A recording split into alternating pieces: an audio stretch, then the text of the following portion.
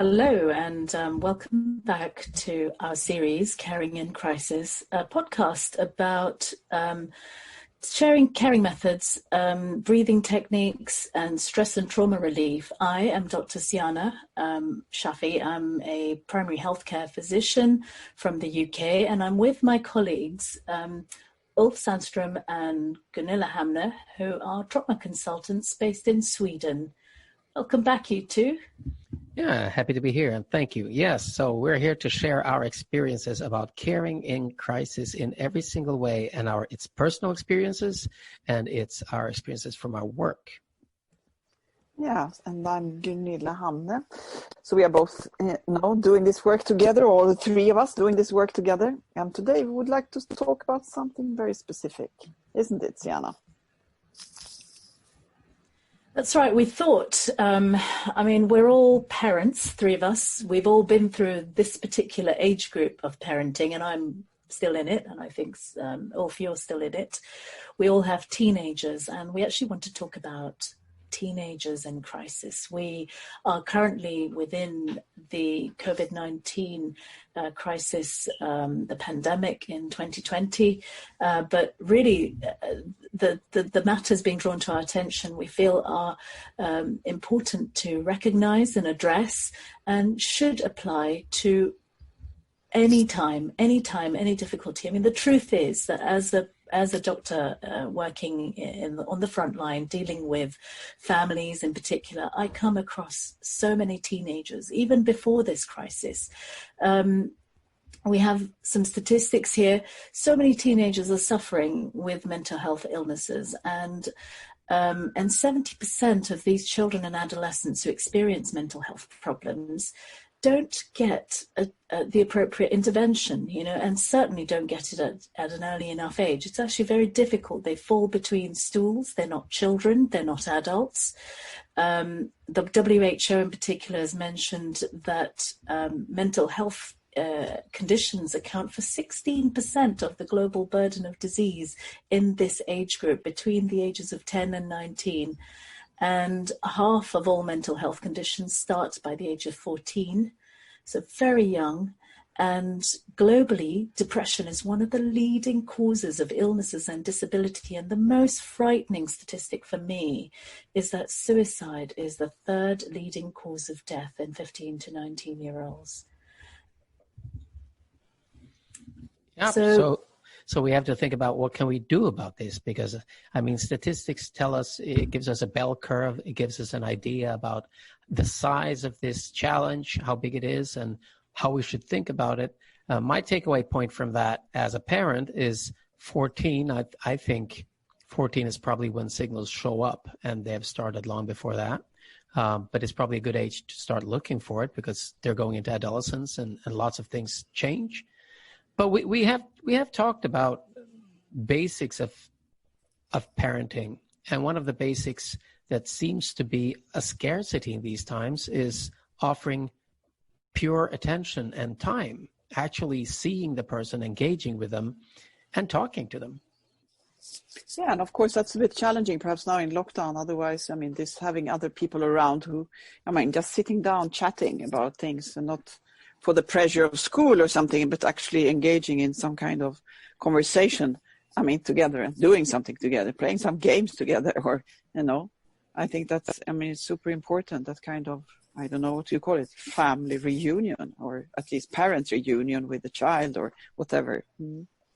Family traditions, indeed. And I think so many things have been disrupted. And I for one, I thought perhaps, being in lockdown, I would have that little bit more time, or at least they knew that even if I'm working, I'm in a room, I'm on a computer, they could just come and find me. And of course, that's not in the concept of teenage mindset, is it? That it's a case of you actually have to notice them. And there's this thing, I wanted to say something about how I think traditionally when we get to this age where we're doing important exams in our lives, I feel like we have preconditioned children to be high achieving, high performing machines, and there is this huge expectation on them. And then suddenly comes along a pandemic that says, no, you won't be doing your exams anymore. You might not even be going to school for another year, a whole year. And they're sort of thinking, well, what about all those things that we've been told until now? If we don't do our exams and if we don't succeed, we won't succeed in life, and we might as well just give up. There's a strange thing there. There's another statistic that was brought forward by Lars-Erik Unestål, who is a professor in mental training here in Sweden. He's been looking at this a lot. And he found that there is very little correlation between your exam grades and how you succeed in life. It's actually spread quite evenly between the exam grades and the actual level of life satisfaction at a later point, which is kind of going against that. And maybe some parents will be screaming now, don't tell this to the kids. But I think that we should talk about it, because I agree. We should be telling them exactly that actually it's not about your grades. I am a straight B student. I don't think it's ever, straight B and maybe a C and a D occasionally, but it never impacted my success as I see it. You know, I'm in a position where I am mostly able to be a successful human being in society, I feel anyway. Yeah, that often, reminds me of there's a clip on YouTube watched by many. I think it's Steve Jobs when he's talking to some college students who finished their studies. And he said that, he never finished his studies, but he did other things that he enjoyed doing, meaning learning graphic design, going to art classes and different things. And of course, these students, they were, what? It is like one of those. And same with Bill Gates. I don't think he even finished his studies either. So, there are all these people who, whatever you call success, I don't know. But for these guys, the world of today, of course, they are both very successful, were one of them, and the other one still is. And so it isn't, it doesn't depend on that. And then, of course, some will say, oh, don't tell anybody. Oh, but that's the truth. But you need curiosity, isn't it? So we need to keep curiosity up. I think as a parent, we do. So didn't we have a nice analogy of the general in an army? So as a parent, you see yourself as a general in an army, training your troops, giving them some great skills, and then sending them out into the battlefield of this world to do what they have to do? Or do you see yourself as a gardener who has to maybe plant a seed and water it and nurture it and watch it grow and give it those ideal optimum conditions? We had a discussion about that. When the sun is too hot, you shadow them. And when there's too little sun, you shine on them. Because the thing is, are we raising winners or warriors or compassionate survivors? And I think in a world that is looking the way it is right now, if you're looking at both the issues of the pandemic and how all lives matter equally and the riots that are coming in the footsteps of these questions, I think we should walk away from success and walk into compassion and community. And I think that's where a lot of the answer will be lying, because we can't just compete and climb ladders and measure ourselves in material or monetary equations, because that's not going to say anything about who we are. At the end of the day, we're still standing in line for toilet paper, and we don't even need it to survive the crisis. Yeah, that's why, I always come back to this word that I learned in Rwanda, ichirezi, which means the diamond within yourself. And sometimes you don't know it. It is, and you polish it, and you help others to find their diamond within themselves by appreciating and saying good things about something you're able to do, because everybody has come to this world with an ability, with something that is their ichirezi, their diamond, but you need to see it. And if we only focus on those things that are on the outside, meaning this kind of success, high grades in school and earning a lot of money, so many will fall outside that. And that can be, so many different things, and creativity, of course, and that goes together with curiosity. These two C's who are so important to get somewhere.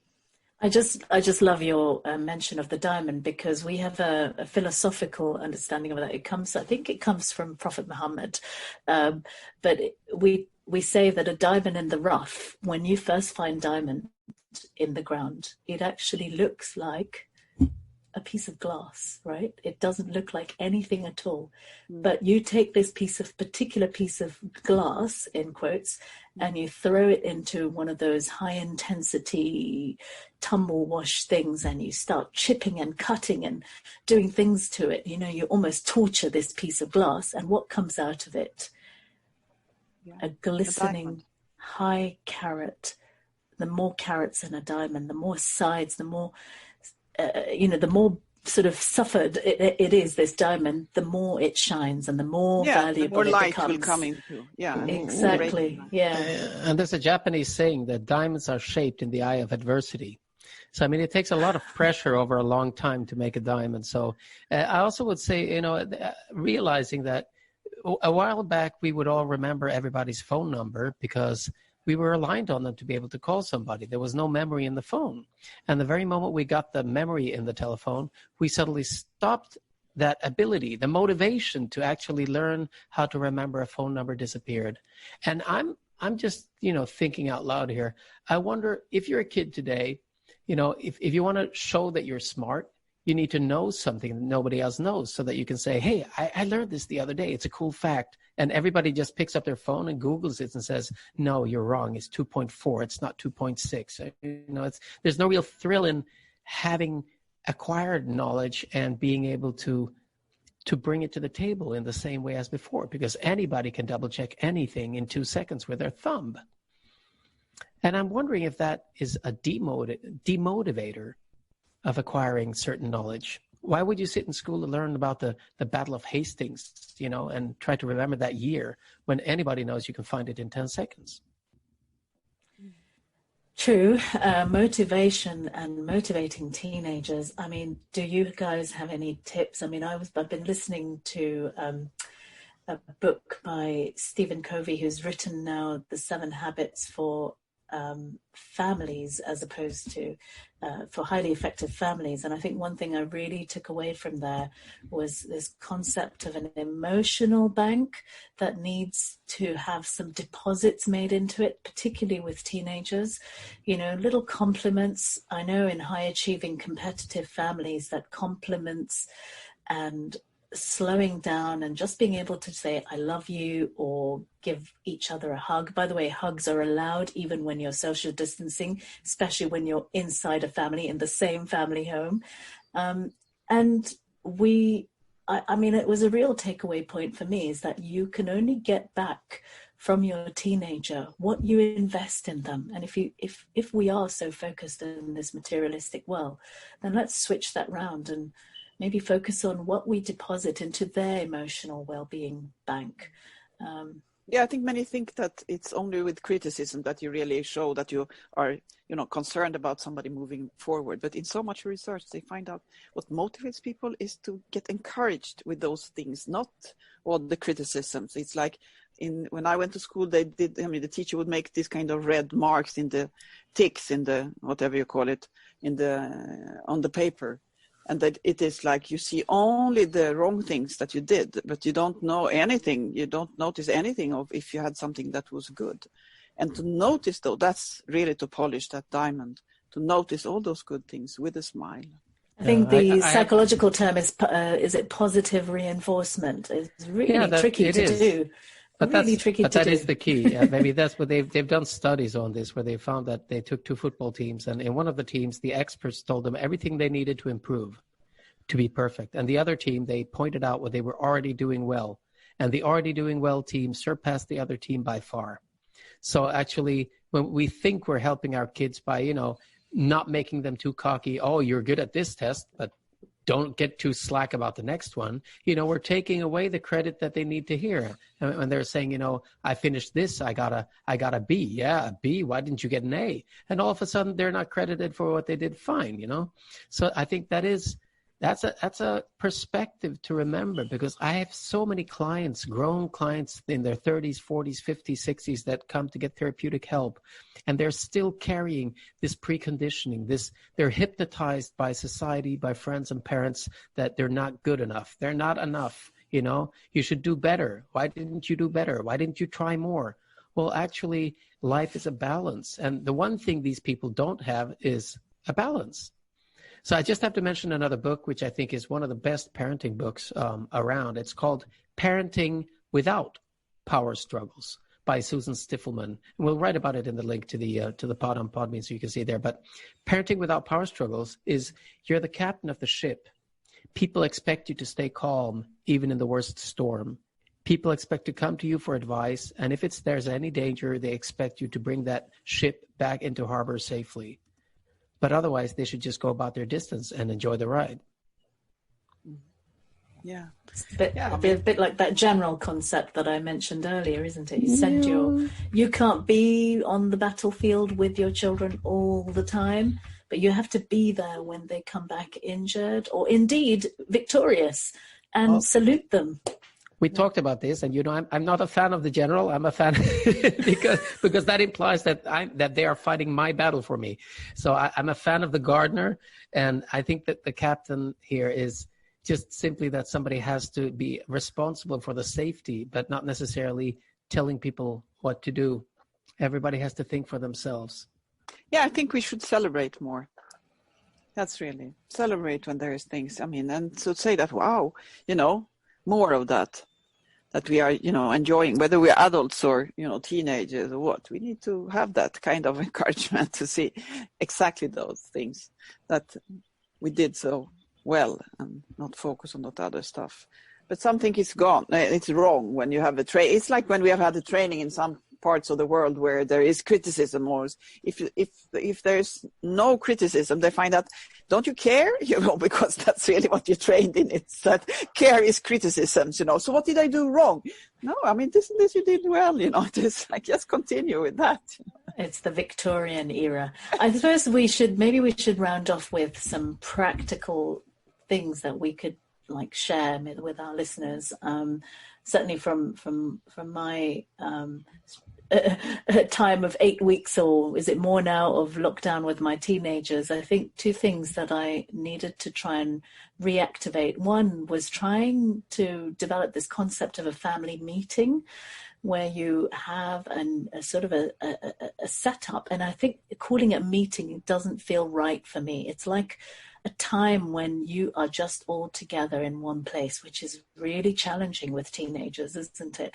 And the only time in my home that I actually manage somehow to do that is either at meal times, just about, or on the prayer mats, when we still try to encourage each other to be there. And just those moments where we can slump together and just kind of lay someone's head on someone's lap, or put an arm around someone, or just stand next to each other and just be in close proximity without words, I think is really, really powerful. What about you guys? Well, for me, I think there's two things. Number one, I don't want my things to think it's a battle that they go into and fight and come back to rest. I want them to think it's an adventure, that they go out and explore and come back if they need any tools that they don't have for that adventure. So like, hey, I came on this wall, I need to be climbing. Well, here's some rope. And hey, I came to this, huge creek with water. I don't know how to get across it. Well, here's a swimming lesson. So, I mean, it's an adventure that's being written, and they're writing it and they're doing it, and they're coming back just back to the castle to get some more keys and tools for that exciting game, that exciting adventure out there. And the second I can just see it. I can see it on the Xbox or the PlayStation right now. Exactly. I love it. I love it. So it's an adventure, first of all. It's not a battle, it's an adventure. And the second thing is, you as a parent, me as a parent, we are the goal they are feeling they are walking towards. If we give them the advice, you should do this and that, and we're not smiling, they would go, why would I want to do that? You don't look too happy, do you? So our mission is actually to first take care of ourselves and find the calm and the smile and the joy in life that will inspire them to follow our footsteps, because we found joy. Because if our adventure leaves us to non-joy, they're not going to want to walk there. So I think just having the happy smile. Yeah, happy smile and going for it. I mean, I've had the opportunity my teenager is now way above teenaging, but during all that time, we have always gone on adventures together also.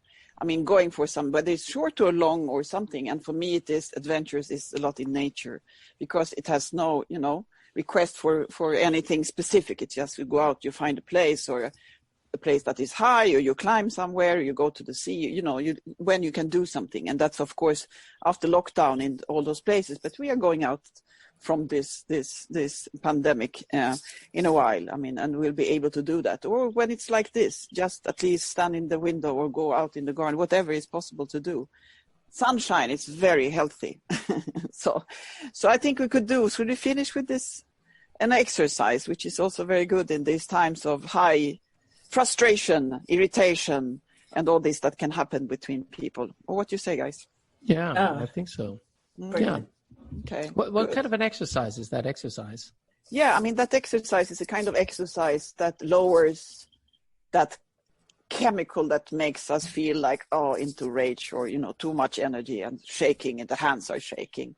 So we actually call it blowout. It's like blowing out the excess of adrenaline. Blowing out steam? Like steam, yeah. Or, fire sometimes when you feel fiery, or, whatever it is. So that would be kind of like a magical gesture, wouldn't it? It is a magical gesture. Magical. It is a magical gesture of... Wow. So usually... bodily magical gesture. Yeah, so usually when there's a magical gesture, either you have a wand or you do something with your hand, and then you do something at the same time, and it becomes very powerful. So why don't we try this? If we put our hands in the air, and both hands up. Yeah, both hands in the air, we clench our fists, like we just won, yeah. And then we breathe in, and we breathe out and pull down like, shoo! Pull down hard, the arms very hard. Yeah, it's good for your shoulders too, actually. Yeah, so in the end position, our elbows are at our sides and our fists are at the, at level with our chin. So we do again, hands up. Wow, how many times should we do it, Gunilla? 3 times is always a good number. 3 is okay. a good number. Here we go. Okay. The magic 3. Habit. Okay. The magic 3, yes. Okay, why don't you lead 3? We've had practice now. Yeah, so we raise our hands and arms up, and then down, pull down. Yeah. And then again. And again. Wow, I hear that this is done by athletes, it's done by artists, it's done by firemen and police and first responders. And so it's actually something that people do at a very high level of performance. Performance, yeah. I was thinking of the Kiwi haka for the rugby rugby team when they do their, that's the Maori tradition. The Maori thing, yeah. Teams in Sweden, and all Swedish that do this exercise. Yeah. Yeah. So yes, that's a very good one. And I mean, if you can open the window before, or at least look at the sun a bit, and see that other things are coming in, because this is really blowing out that excess energy. Yeah. Could you just give me the name of are you going to put it in the link, the name of we put it in, and we call it blow out. Yeah, we put the name and the link in the description. We have an app you can download. It's going to be there in the link too. Listen to the other pods. Go to Podbean, comment, send us, a comment or whatever, and we will listen to you, and we will, get back in the next pod. Anything about crisis, because it's an adventure, and crisis is part of the adventure. Yeah, life is an adventure. You never know what you're going to meet. And everybody you meet, you can see as a teacher. So do that. Cheerio. Take care. Bye-bye.